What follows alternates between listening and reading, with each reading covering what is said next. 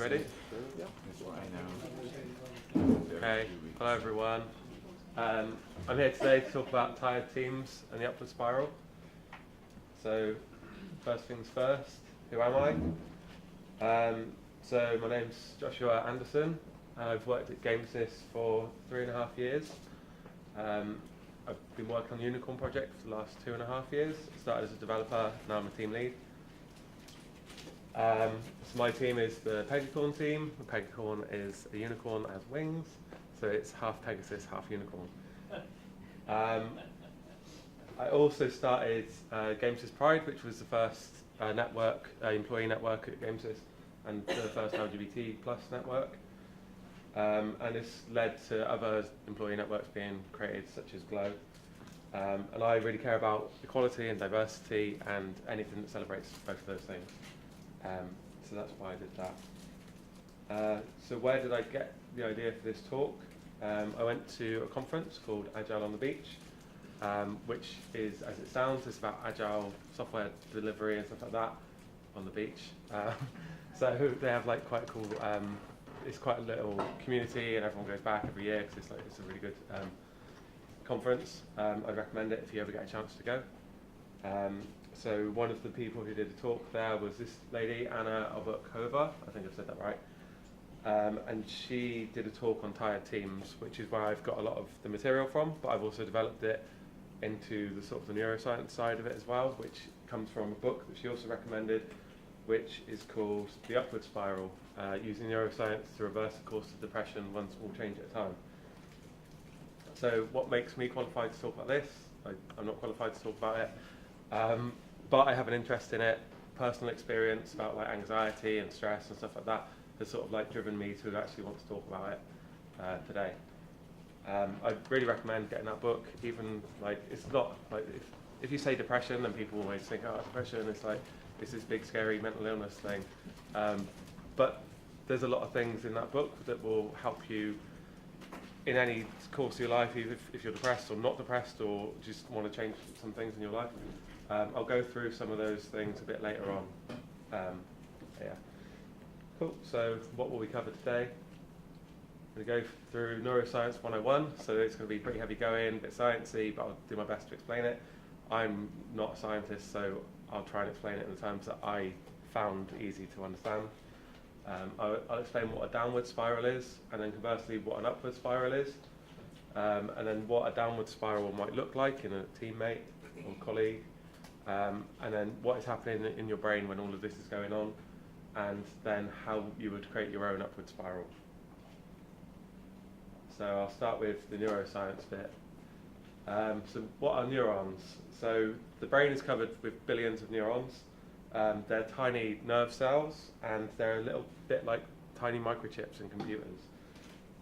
They provide the computing power of the brain, and they talk to each other by firing electrical impulses down their long branches, and those branches are a little bit like electrical wires. So at the end of these branches, the neuron ends up squirting a chemical signal to the next one, and that's called a neurotransmitter. So what are neurotransmitters?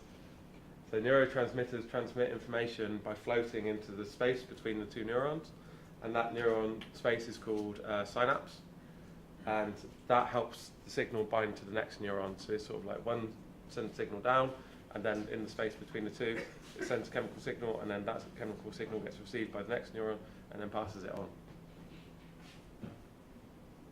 So to summarize the brain in a sentence, the whole brain is just billions of neurons sending electrical signals that turn into chemical signals in order to communicate, which is pretty simple, right? So what happens with the communications? So we have these electrical pulses, and the communication from one neuron to another via the synapse isn't like an order or a command, it's more like a vote as to what the other one should do.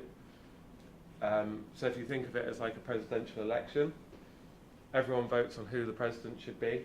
Depending on the votes the country goes, like you might have a few swing states which end up like dictating who the president is, despite a lot of the country deciding that they don't want that person as their president. You end up with someone like Trump, just because of a few key swing states. And in the case of the brain, this can actually mean that a few neurons working and voting in a few key regions of the brain can influence a pattern or behaviour that affects the entire brain, such as depression or anxiety.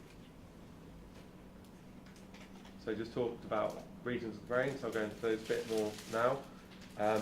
This might sound like a lot is going on in your brain at any given time, and it is. But yeah, so these neurons that I talked about earlier, they're defined as like regions within the brain. So each region has a different purpose and has like a different function, if you will. I won't go into detail on all of the regions because there's lots of them and they all do different things. Some of them are to do with like movement and stuff like that, and others are to do with depression, anxiety, stress, and I'll focus on those ones today. So I'll start with the prefrontal cortex, which is this region here. So each region of the brain, there's like the surface of the brain, but the surface doesn't necessarily mean that it's on the outside. It's not like a ball. It's not just like this is the surface of the brain. The regions of the brain and the surface can be like quite wrinkled, and they wrinkle in, so that like it could be the prefrontal cortex could actually have like quite deep regions in the brain. It's not just like the surface, not the outside. So the brain is wrinkled, and some parts of the cortex or cortical regions are actually pretty deep in the brain. And by contrast, there are deeper regions still, which are called subcortical regions, and they're evolutionarily more ancient, and that's stuff like the limbic system. And I'll talk a little bit about the limbic system in a second. The limbic system on this graph is that sort of area down there. So the prefrontal cortex is the frontmost part, and it's what makes us human. So we have more of that than other animals. So it's what completely separates us from the lower apes, really. It's more recently evolved, and it's split into 4 parts. So the dorsomedial and ventromedial prefrontal cortex are this blue bit here and this yellow bit here. So dorsomedial is taken from dorsal, meaning fin, from like a dolphin. And this region of the brain is more focused on the self, and it's the thinking part, so it's thinking about the self. So it's inwardly thinking about yourself. And the ventromedial comes from ventral, meaning belly in Latin, and the ventral part is emotional.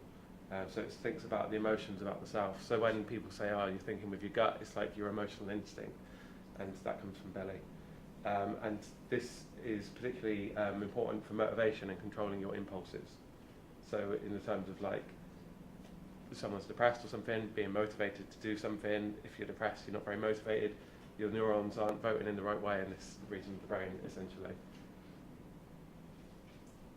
So the next 2 parts I'll talk about are the dorsolateral and ventrolateral prefrontal cortex. And this graph is in French, but it's kind of helpful anyway. So dorsolateral, just remove the accent, it's pretty much the same word. So that's this one and that one there. So the dorsolateral is more focused on the outside world. So it's thinking about the outside world and is important for planning and problem solving. And the ventrolateral thinks about emotions about the outside world. So it'll be like how you feel about outside events like presidential elections. So the whole prefrontal cortex is affected by depression. And some of the issues with the brain are based on one part of the prefrontal cortex and are more about all of them working together. So if you think about the key states and swing states, stuff like that, it's not that one part of the brain is like in turmoil. It could be that all of them just communicating together isn't working out very well. So the more evolutionarily ancient part of the brain, which is the limbic system, this is responsible for fear, anxiety, memory, and desire. So those are sort of like your core, like animal instincts, really. So the hypothalamus, which is this bit here, this controls stress, and stress is a cause and a symptom of depression. The hypothalamus regulates hormones and controls the stress response. So if you've heard of fight or flight, then this is the region of the brain which is responsible for that. It is in control of cortisol and adrenaline, so those 2 hormones get released when you're about to fight someone, or if you're in like a quite stressful situation, those hormones will be released.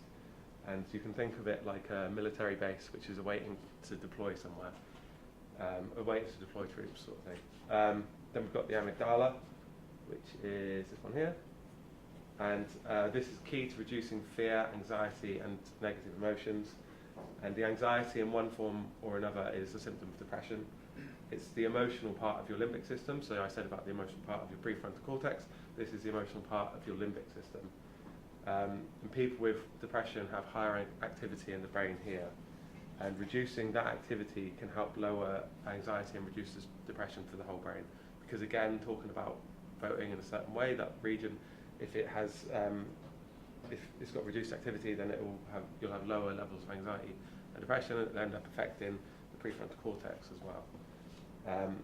Then moves us on to the hippocampus, which is just a little bit here.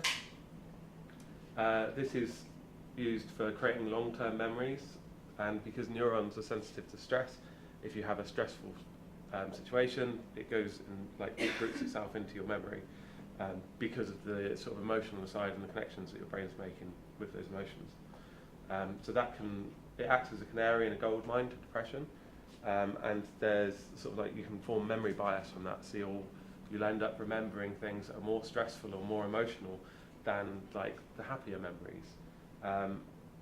And people with depression can find it harder to actually recall happier memories than they can sadder memories.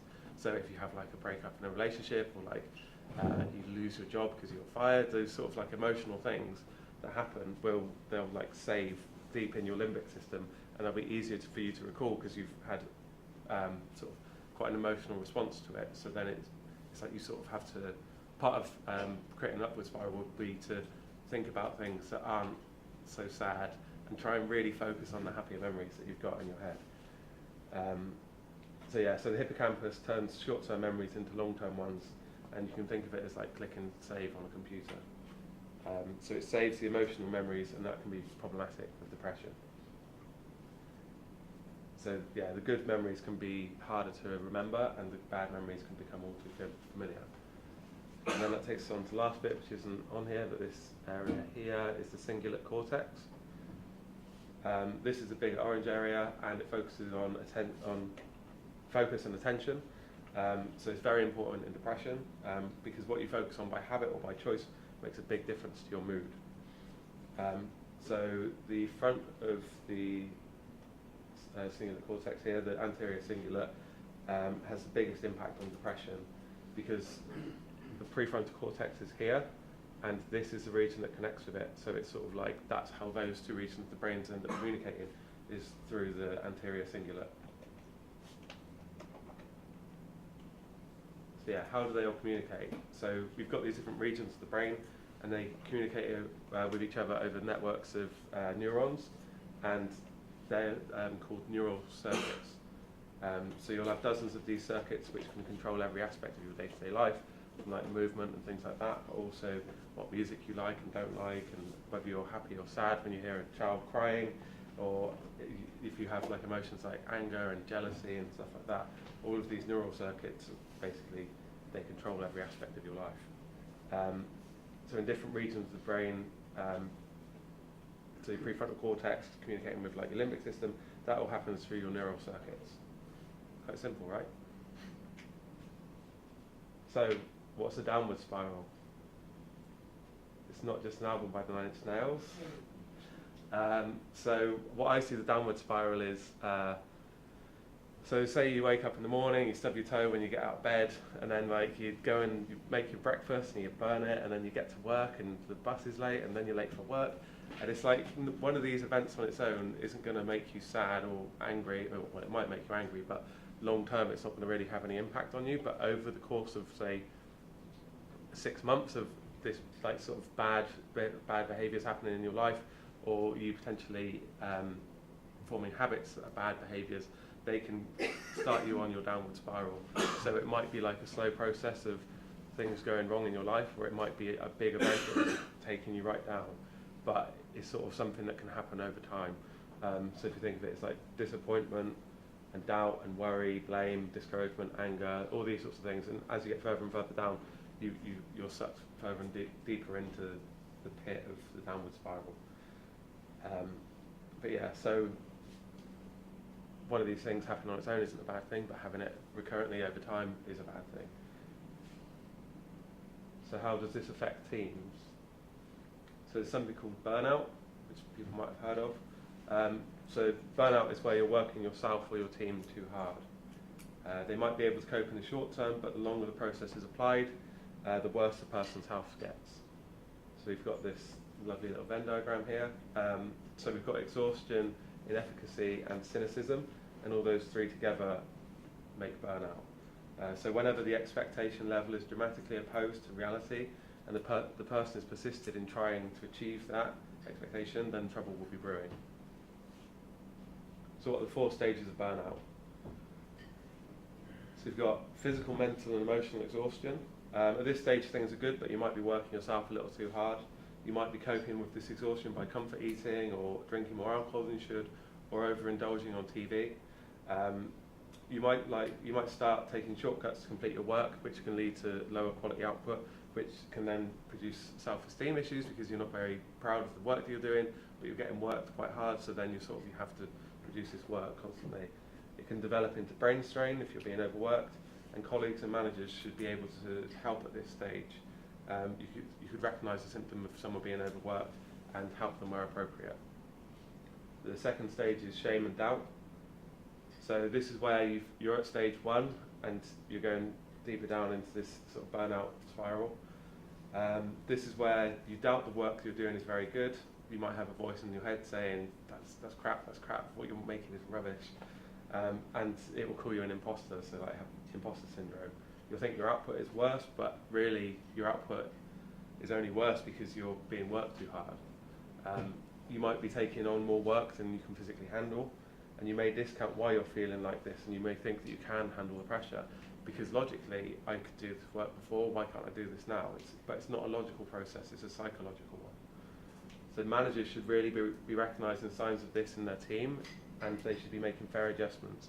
So either removing pieces of the work that the person's doing, giving them something a little bit easier, not giving them too much work, not saying this has to be done by Friday, when you could just give them an extra week to do the work, and then it will result in them being less burnt out. So again, like applying less pressure to the individual, not more pressure. The next stage is cynicism and callousness. So you may have worked with someone in the past who you might say is a cynic or very callous, but this is a response to the prolonged insecure and vulnerable experience at work, and people sort of develop an attitude. This can be seen as someone covering their backsides, and they might feel more bitter or resentful to their colleagues. I'm sure everyone would work with someone in this stage at some point.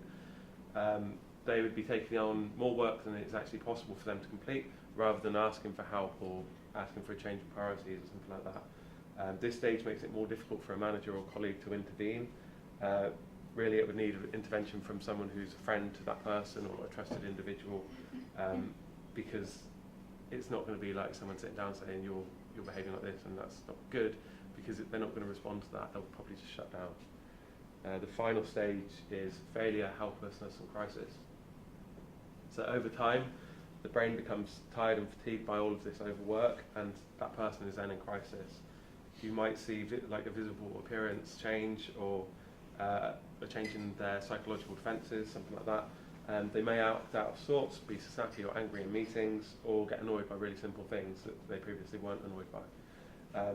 They may be a drain on other team members, so I don't know if you've heard of people who are sort of like, they suck the life out of the team because they're so like bitter and callous. The person may loathe coming to work, and they may make it very well known that they hate being there. And at this stage, usually only a sort of a trained professional would help. It would probably be taking them out of work and giving them some therapy or something, because at that stage, that's the sort of what you're dealing with. It's not just sort of someone just having a bad day. It's become ingrained in their character. So how do you know when someone is in a downward spiral?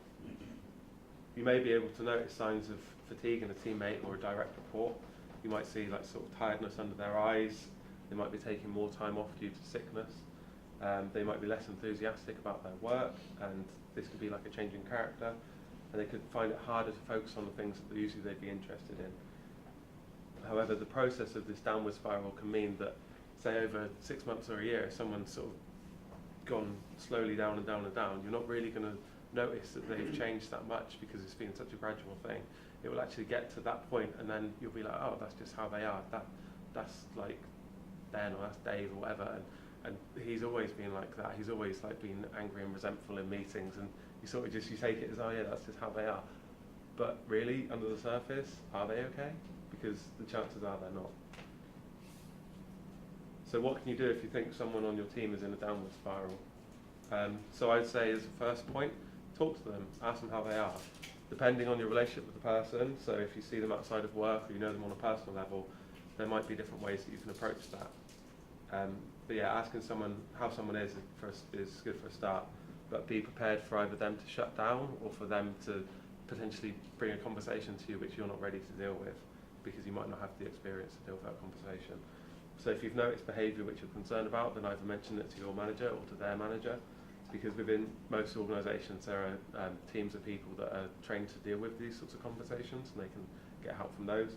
And at GameSys it's a HR team. They've received training on mental health first aid, which is sort of like first aid but for your mental health. Yeah, so leading this back onto the sort of like the neuroscience side of things, what are the chemicals in your brain that are affecting how you're feeling? Does anyone know any?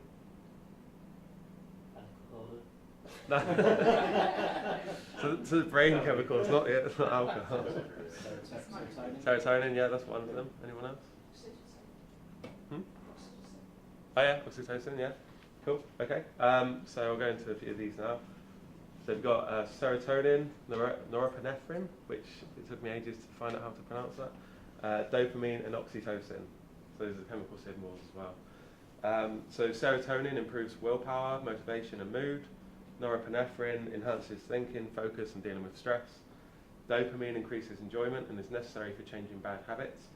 And all of these three are released when people take illegal drugs like amphetamines and stuff like that, which is why people love them, because they produce all those really nice effects. Oxytocin promotes feelings of trust, love and connection and reduces anxiety. So you can force a release of this when you hug someone for a long period of time. So one of my friends back in New Zealand, at the end of the night, he'd always say, we have to hug for 30 seconds before we can go, because we need to release some oxytocin.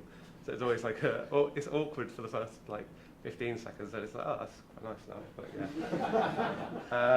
yeah. So this oxytocin affects the amygdala, so it's like the limbic system, the sort of the ancient part of the brain. And another thing to release oxytocin is playing with your pets. So if you've got a pet, and play with your pet, and you'll have oxytocin released, and you'll feel nice and trustful and loving, and you'll have good connections. Okay, so the next one, so we've got GABA, endocannabinoids, endorphins, and melatonin. Has anyone heard of any of those before? Cool.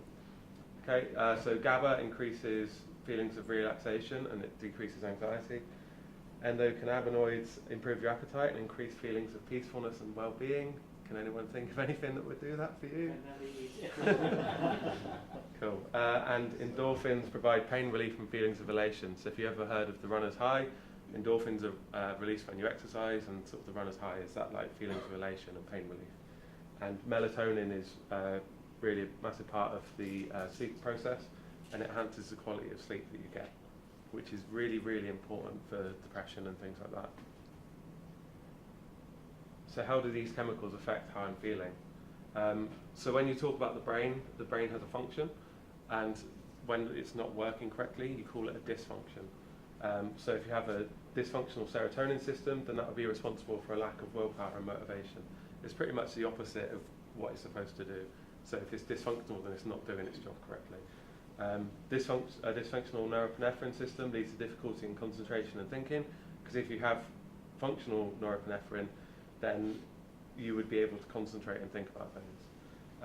A dysfunction in the dopamine system leads to to building bad habits and a lack of enjoyment.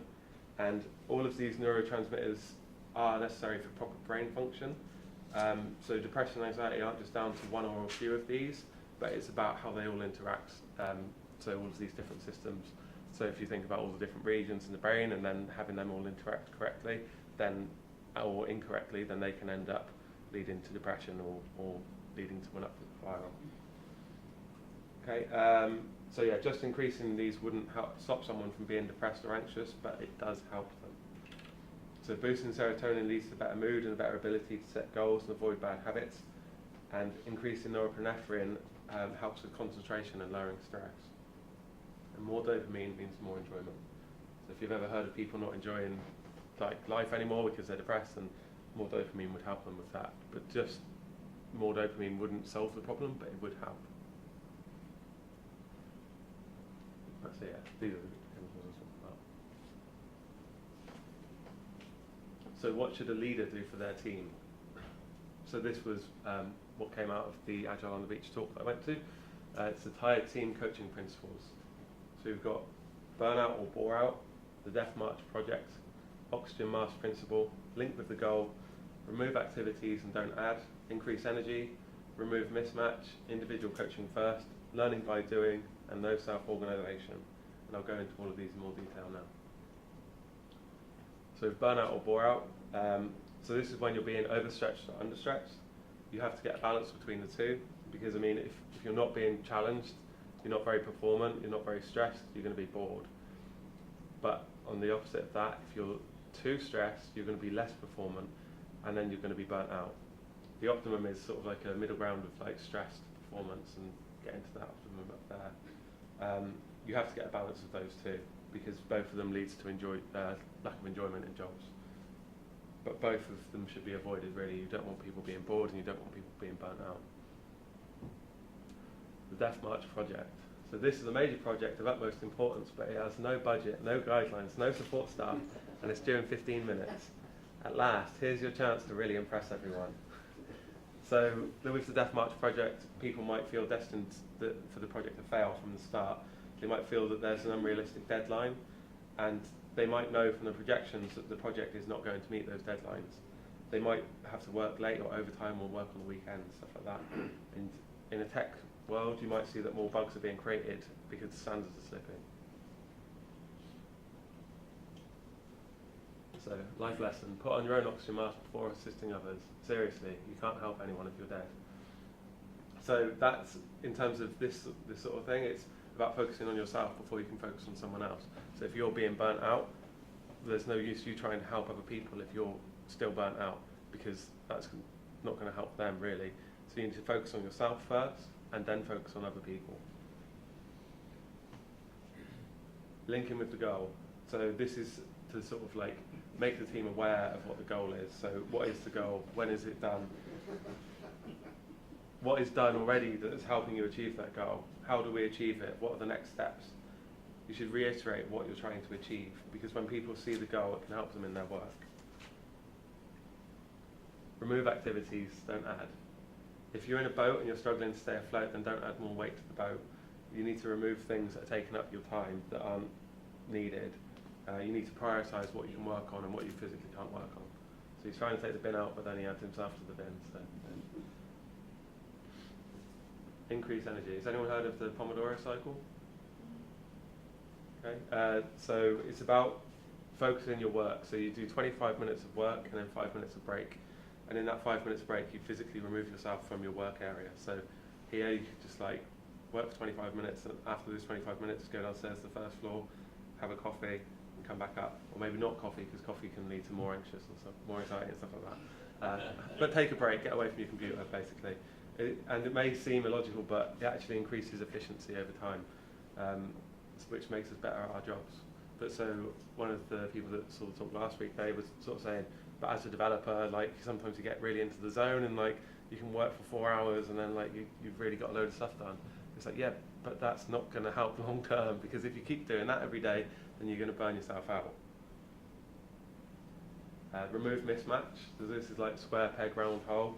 If things aren't going to work, then don't keep trying to do it, because it's just going to get you frustrated and will get the team frustrated as well. So remove anything like that from the workload. Individual coaching first. So this is kind of like the oxygen mask principle. So coaching yourself. Are you achieving what you set out to do? Are you in need of help? Are your goals realistic?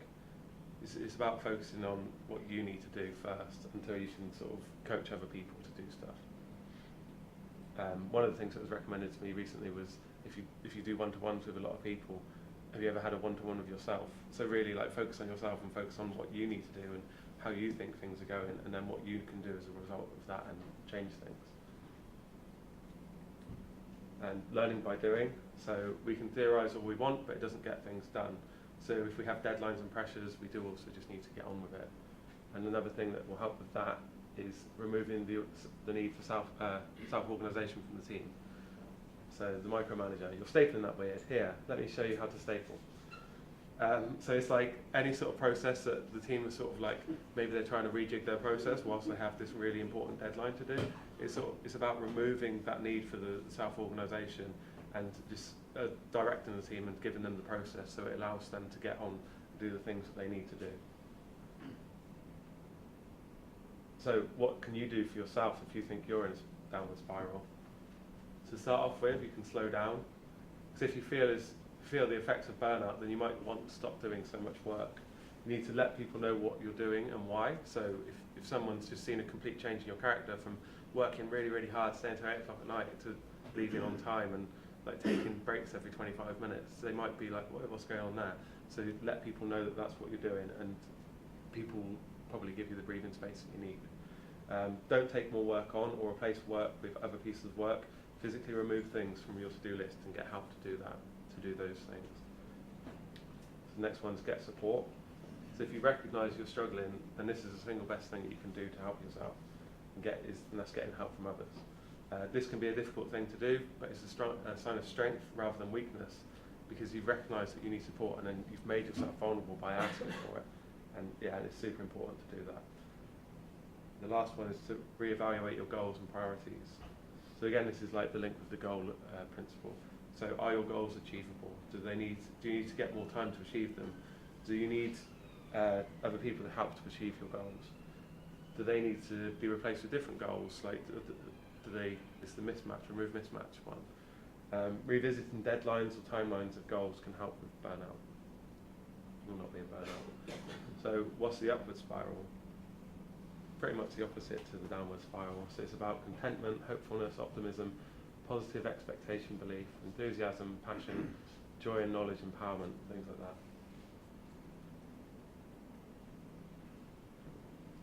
So what simple things can you do to help yourself? I mean, everyone here is like, exercise is really good for you, exercise is really good for you. And it is, but it's really difficult to be like, right, now I'm going to go to the gym for 1 hour every day when you've not been going to the gym at all before.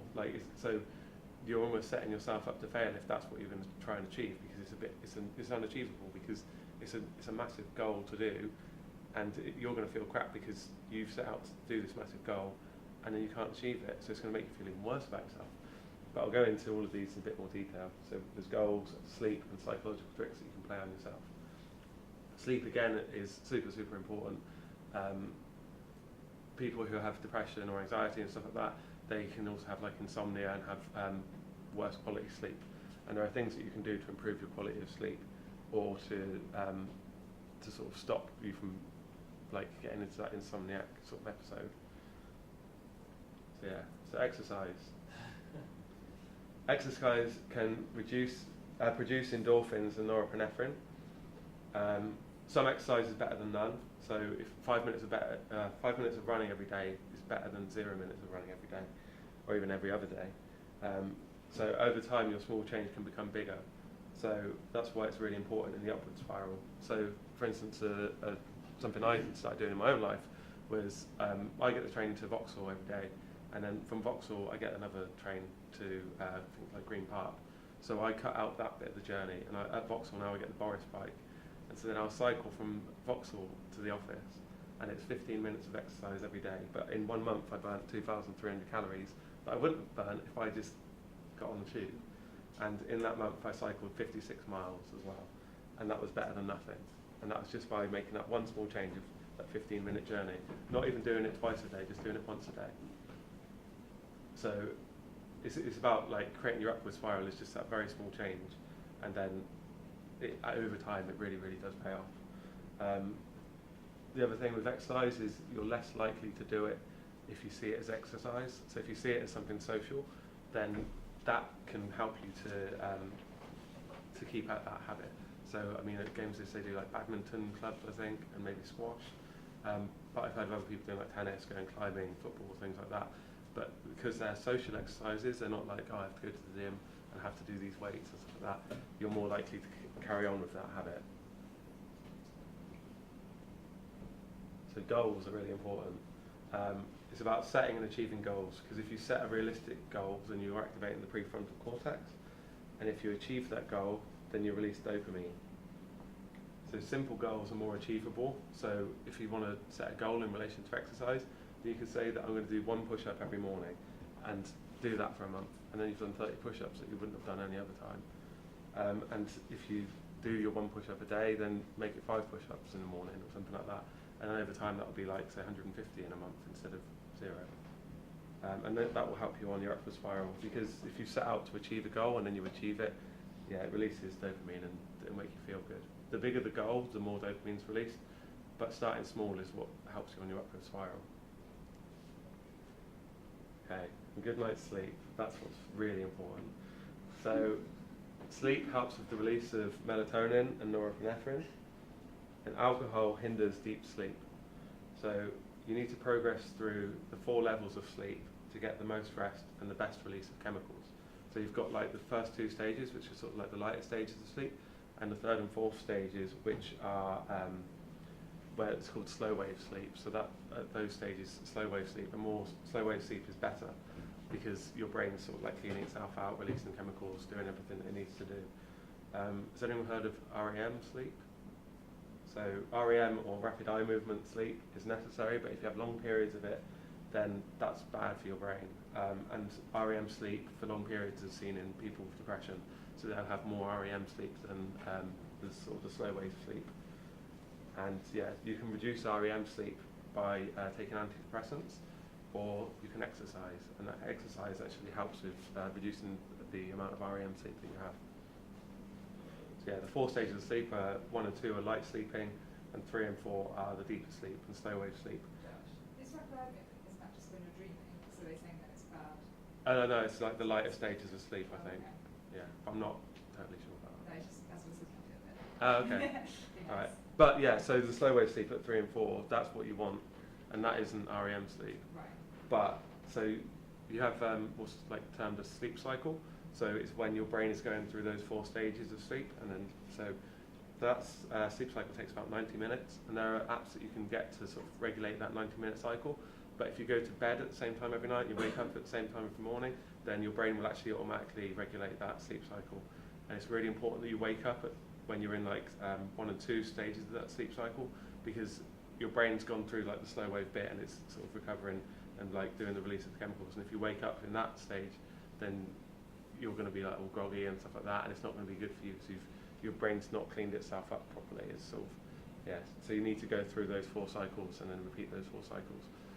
So for me, I have something called a Lumi light, which is like a light that I put at the end of my bed, and then in the morning, it instead of like an alarm going off, it like brightens up until it's like really, really bright, and then it's helped me to come out of slow wave sleep. So there's something from the Upward Spiral book called Sleep Hygiene, and this is about the combination of actions that you do before you go to bed, and it can help interfere with your sleep, or it can help get you better sleep. So I was actually talking to my mum recently, and I was like, oh, so what do you use a screen before you go to bed? And she's like, oh no, I don't use a screen, like, I don't use my phone, I just watch TV. I'm like, that's a screen. So if you have bad sleep hygiene, it's not about like not showering before, but so it's like bad sleep hygiene is using screens, eating heavy meals like right before bed. So you shouldn't have like a big meal. I think it's like 3 hours before bed. It's about the time that you go to sleep as well, so making sure it's a regular time every single night, and avoiding caffeine near bedtime or completely, and not drinking alcohol near bedtime completely. Any advice for children? Give them good sleep hygiene, like make sure they all go through the same process every night, like the regular sort of patterns of behaviour that happen before sleep, like so have to have a shower, have to brush your teeth, have to do this, have to put on your comfy clothes. It's making sure you do that consistently, and over time they'll get that. Hopefully, I'm not a parent, I don't know. If you've got a very little one and you know that sleep is going to get broken, so any advice on that? No. I will not profess to be a parent.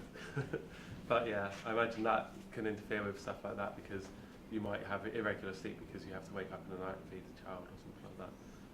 Yeah. I think consistency is a key, but I mean with a kid it's difficult to have that consistency. Okay. But yeah, so the other part of that is to avoid bright lights after sundown. So don't use LED lights. So in my room I've just got like this this Lumi light. I don't have any other lights in my room at all. So I'm not going to have like bright lights, and then because melatonin starts to get released before you go to sleep. So if you have the same sleep hygiene, your brain knows to start releasing melatonin because then it'll be easier to drop off to sleep. Yeah, you can also like turn down your brightness on your computer, and I think they have like night mode and stuff as well now. So then it's like an orange glow instead of like the harsh light that it is normally. Yeah, so good sleep hygiene means better sleep, and better sleep means lower stress. So some psychological tricks. So if you feel anxious or stressed at work, what do you do to calm yourself? In your head, if you do something called self-soothing, it's sort of like you're saying, I'm okay, I'm safe. Like you just have to replay this in your head. Don't say it out loud because people think you're a little bit crazy, but like it's about self-soothing and making yourself feel safe and feel okay. If something's a bit too much, like it's a bit too stressful, you just have to self-soothe and it can actually reduce anxiety and reduce stress as well. So another thing, although not a psychological trick, I call it the anti-laziness rule. So that's about taking the stairs every morning. So even if you say to yourself, I'm going to go up one flight of stairs, you're just going to go to the first floor and then you're going to get the lift. Even if that's just one more flight of stairs. It's about telling yourself, tricking yourself into saying, I'm just going to do this really small thing, just going to do that one flight of stairs, and chances are you'll probably walk the rest of the way up, unless you're on the 5th floor, in which case you'll probably get the lift still. But at least you've walked that first flight of stairs instead of not. But yeah, doing this once a day over time can force a bigger change. So to combat pessimism, so we saw in the sort of downward spiral, it's like sort of pessimistic and like bad attitude and stuff like that. So if you think about future events with positive thoughts, so not that you will get a promotion or you will get a raise or that you will fall in love or anything like that, or you will get married or something. Just think that you could do that, and it's about the positive opportunity that is there. That I could do that, and like think of it in a positive way rather than like, oh, I'm still single and I don't know when I'm going to get married and things like that. It's about the possibility of good things happening to you, because that will help control your brain's negative bias. And yeah, it's about realising the positive potential of your life. So stop negative habits. So this is one that I can personally relate to. So if my reaction to a stressful day at work was to go and have a couple of beers down 3 Crowns, that for me has been like a habit that I wanted to break, really. Not that I'm an alcoholic, because I'm not, but just because it's a bad habit to fall into, and all too easy in the centre of London. So if you have an emotional day at work, that's your trigger, and then your response to that trigger is how you break out of that bad habit. So if your response to that trigger is to go down the pub, then that's your bad habit sort of forming, and over time that habit will form.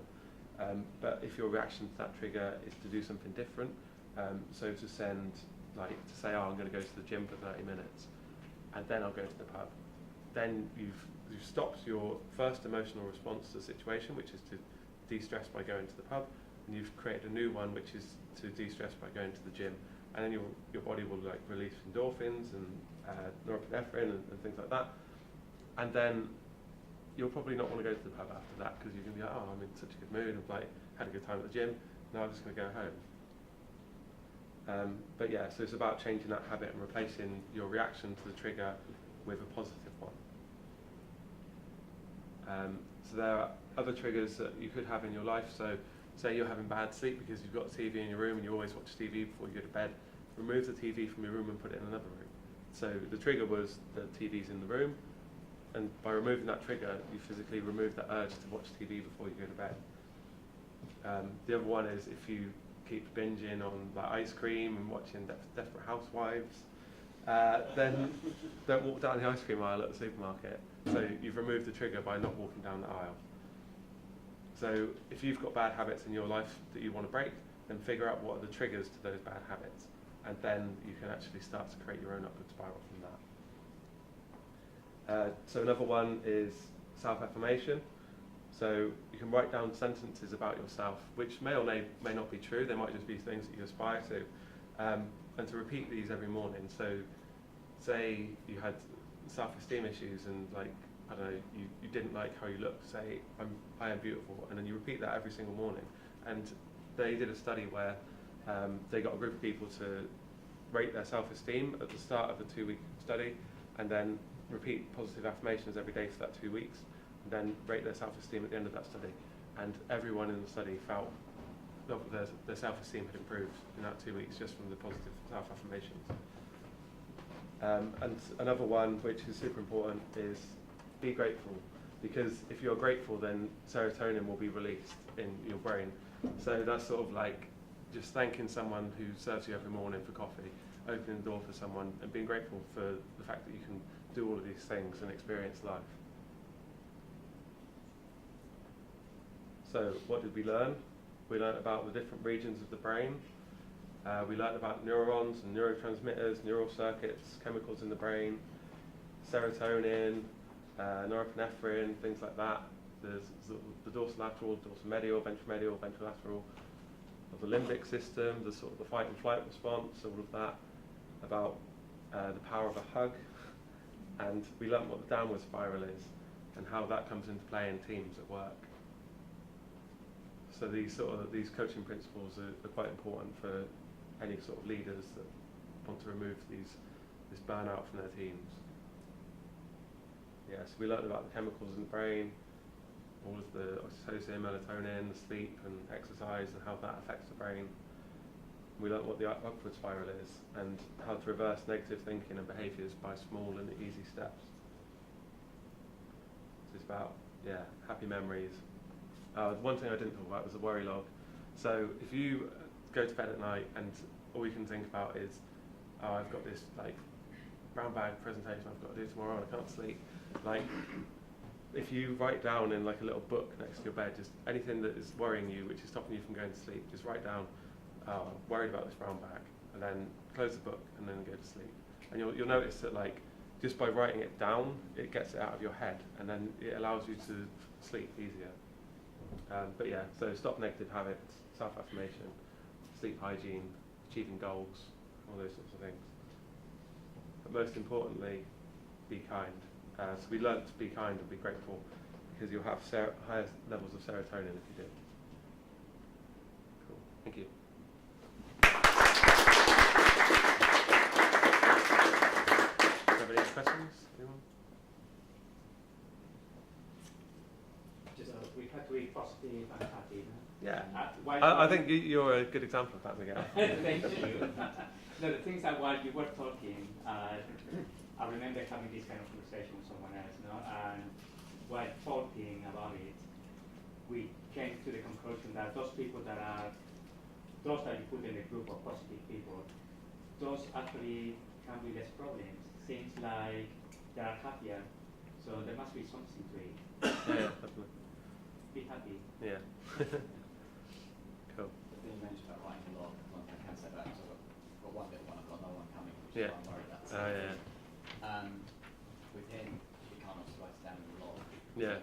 He's talking about his day, talking about what's going to be happening, we should be going to sleep. Yeah. We just do the trick thing, which is to take his ideas and put them in the box. Yeah. Beside there, there's no box beside it. But just drop them in there. Yeah. And we close them and just go, okay, we'll pick them up tomorrow and take them to sleep. Yeah. It's exactly the same. Yeah, concept, brilliant. And it works. Yeah. It does genuinely Yeah. works. I guess that's more difficult with a little one as well, but yeah.